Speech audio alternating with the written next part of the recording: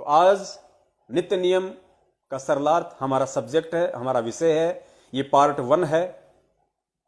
और दास के Facebook page को आप सभी भगत भाई बहन फॉलो कर लें, वीडियो को लाइक करें, शेयर करें ज्यादा से ज्यादा, ताकि ज्यादा से ज्यादा आत्माएं आने वाले दिनों में सत भक्ति से जुड़कर, सच्ची साध संगति से जुड़कर इस महाविनाश के दौर में कुछ राहत महसूस करें और परमेश्वर के वचनों पे अटल रहें, अडिग रहें, क्योंकि यह समय जो हमारी ज्ञान की परीक्षा का है, परमपिता परमेश्वर देख रहे हैं। इतना सिलेबस देने के बाद, इतना पाठ पढ़ाने के बाद, और काल भगवान हमें तोड़ने की भरपूर कोशिश करेगा, शैतान हमें परमेश्वर के वचन से दूर करने की कोशिश करेगा। बस यही हमारे ज्ञान की परीक्षा है। और इस समय केवल 2 ही चीजें हमें बचा सकती हैं। पहली चीज है सतगुरु का सत्संग और दूसरी चीज है साध संगति।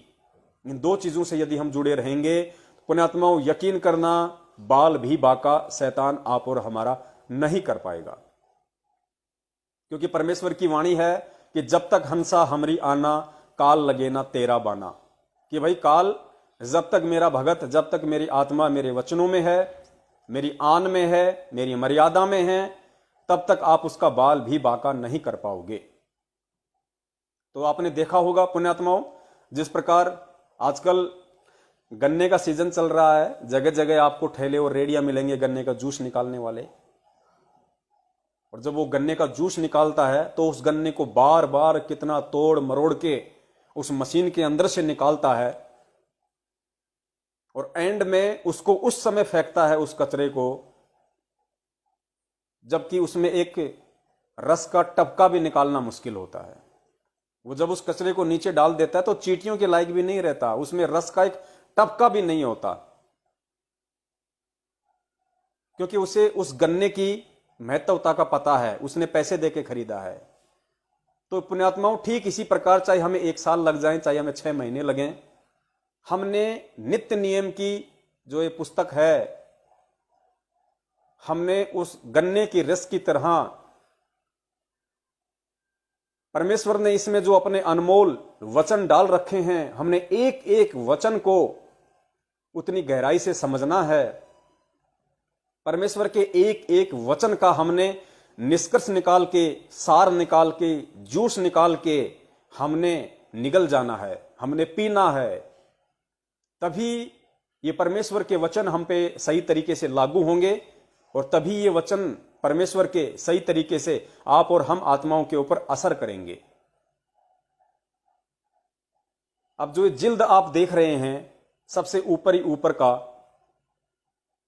मैं परमेश्वर से प्रार्थना करूंगा, मालिक से, कि हे परमात्मा आप दया करना, आज का वीडियो कम से कम यदि इसके ऊपर भी बन जाए तो बहुत बड़ी बात है। सोचिए पुण्यात्माओं, अंदर जैसे कोई भी पैकिंग होती है, कोई भी डब्बा होता है, हम मार्केट से कोई चीज लाते हैं तो डब्बा तो खाली जानकारी होती है, उसके ऊपर जो वर्ड होते हैं, उसका रेट लिखा होता है, उसमें क्या सामान है उसका नाम लिखा होता है, उस सामान को यूज करने के लिए क्या क्या प्रिकॉशंस, क्या क्या सावधानियां बरतनी है वो लिखा होता है, वो सामान किस कंपनी का है वो लिखा होता है, जबकि असली माल तो डब्बे के अंदर होता है। तो इसी प्रकार ये जो जिल्द है ऊपर ही ऊपर का, इस पवित्र पुस्तक को खोलने से पहले इसका जो ये कवर है, कवर के ऊपर जो जानकारी लिखी हुई है, अगर आज परमात्मा इस जानकारी को भी सही तरीके से आप और हम तक पहुंचा दें, साध संगति के माध्यम से एक दूसरे भगत भाई बहन को उसकी पहचान करवा दे कि इन शब्दों का मतलब क्या है, इनका अर्थ क्या है, इनका निष्कर्ष क्या है, तो भी बहुत बड़ी बात होगी। तो आज हम जिल्द के ऊपर जो लिखा है, इस कवर के ऊपर जो 4-5 लाइनें लिखी हैं, आज हम इनको सही तरीके से समझने का प्रयास करेंगे और गन्ने की तरह बिल्कुल निचोड़ के रख देना है परमेश्वर के एक एक शब्द को। फिर देखिए कितना आनंद आएगा इस भक्ति में, इस परमात्मा के चरण कमलों में, जहां एक तरफ लोग डरे हुए हैं, सहमे हुए हैं, रो रहे हैं, तड़प रहे हैं, और दूसरी तरफ परमेश्वर के बच्चे जिनको 0% भी भय किसी महामारी को नहीं है। तो चलिए परमपिता परमेश्वर सतगुरु रामपाल जी महाराज जी के आशीर्वाद से आज हम परमेश्वर के वचनों को पढ़ना शुरू करते हैं। उन्हीं के आशीर्वाद से, उन्हीं की सत प्रेरणा से हम इसे जानने का प्रयास करते हैं और निवेदन करते हैं, परमेश्वर को दंडवत प्रणाम करते हैं कि हे परमपिता परमेश्वर, हे अल्लाह अकबर, हे अल्लाह ताला, कबीर परमेश्वर, मेरे पूज्य गुरुदेव सतगुरु रामपाल जी महाराज, आप हम सभी आत्माओं के ऊपर दया करें, अपना रहम बनाए रखें, अपनी कृपा बनाए रखें, अपनी दृष्टि बनाए रखें और आपके सत आशीर्वाद से, आपकी सत प्रेरणा से आज आपने साध संगति के माध्यम से नित्य नियम के सरलार्थ के विषय में उसकी जानकारी को अच्छे से समझने और समझाने के लिए जो हम तुच्छ 2 कौड़ी के जीवों को निमित्त बनाया है, उसमें आपके आशीर्वाद से हम सफल हों।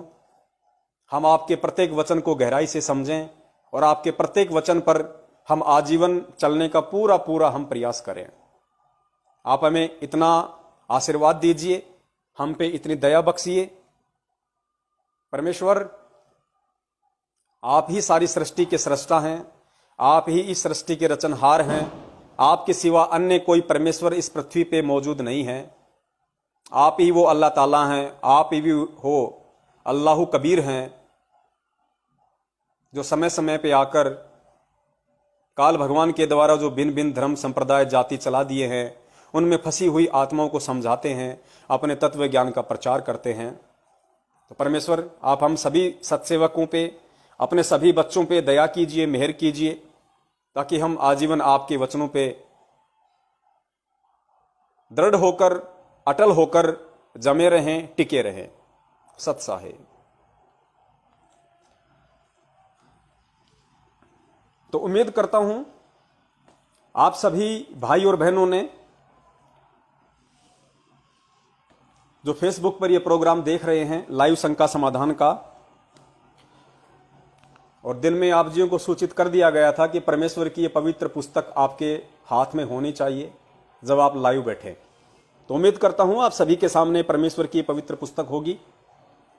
तो चलिए हम सबसे पहले इस पवित्र पुस्तक का जो कवर है, जो जिल्द है, उसके ऊपर जो परमेश्वर के वचन हैं, जो शब्द हैं, हम उनको समझने का प्रयास करते हैं कि इनका मतलब क्या है। परमेश्वर हमें इसके अंदर समझाना क्या चाहते हैं, बताना क्या चाहते हैं, इस पवित्र पुस्तक को लिखने का परमेश्वर का मकसद क्या है। सबसे पहले इस पवित्र पुस्तक को हम नमन करते हैं। उसके बाद में आप देखिए, सबसे पहले परम पूज्य गुरुदेव ने अपने कर कमलों से लिखा है, कबीर परमेश्वर कबीर देव की दया। कबीर परमेश्वर कबीर देव की दया। खुद परमेश्वर होते हुए सतगुरु रामपाल जी महाराज जी ने यहां पे लिखा है, कबीर परमेश्वर, कोष्टक में लिखा है कबीर देव की दया। परमेश्वर उन्होंने इसलिए लिखा है क्योंकि वर्तमान में वो परमात्मा एक संत की भूमिका में इस पृथ्वी पे आए हुए हैं, एक सतगुरु की भूमिका में इस पृथ्वी पे आए हैं, एक सुयोग्य भगत की भूमिका भी वर्तमान में वो इस पृथ्वी पे आके कर रहे हैं।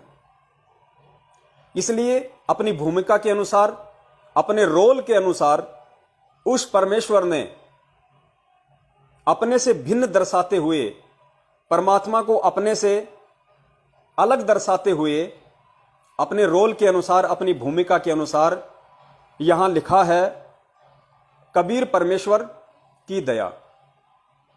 क्योंकि परमेश्वर की वाणी है कि साहिब से सतगुरु भय, सतगुरु से भय संत, धर धर वेख विशाल अंग, खेले आदि और अंत। और दूसरी वाणी है कि साहिब से सतगुरु भय और सतगुरु से भय साध, ये तीनों अंग एक हैं, गति कुछ अगम अगाध। तो अपनी इस वाणी के अकॉर्डिंग और वर्तमान की अपनी भूमिका के अकॉर्डिंग परमेश्वर ने यहां पे ये परमेश्वर शब्द लिखा है, अपने को परमेश्वर से भिन्न दर्शाया है। क्योंकि साहेब रूप में वो परमात्मा सतलोक में बैठा है, वही परमात्मा अपना दूसरा रूप बना के सतगुरु रूप में पृथ्वी पे आया हुआ है, और सतगुरु रूप के अंतर्गत ही वो परमात्मा एक भगत की भूमिका भी 17 फरवरी 1988 से स्वामी राम देवानंद जी महाराज जी को अपना मुंह बोला गुरु बना के निभा रहा है। तो इन भूमिकाओं के अकॉर्डिंग स्वयं परमात्मा होते हुए, स्वयं साहिब होते हुए भी वो परमेश्वर यहां पे परमेश्वर शब्द यूज कर रहा है। और दूसरा इसका रीजन ये है कि उस परमेश्वर का वास्तविक नाम कबीर देव है, जो आज संत रामपाल जी महाराज जी के रूप में आए हुए हैं।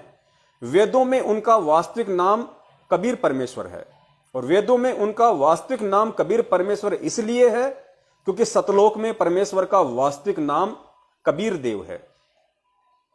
इसलिए उस विधान के अंतर्गत परमेश्वर ने इस पुस्तक में सबसे ऊपर जो शब्द लिखे हैं कबीर परमेश्वर, कोष्टक में कबीर देव, क्योंकि वेदों में कोड वर्ड में परमेश्वर को कवि नाम से लिखा है, कबीर देव नाम से लिखा है।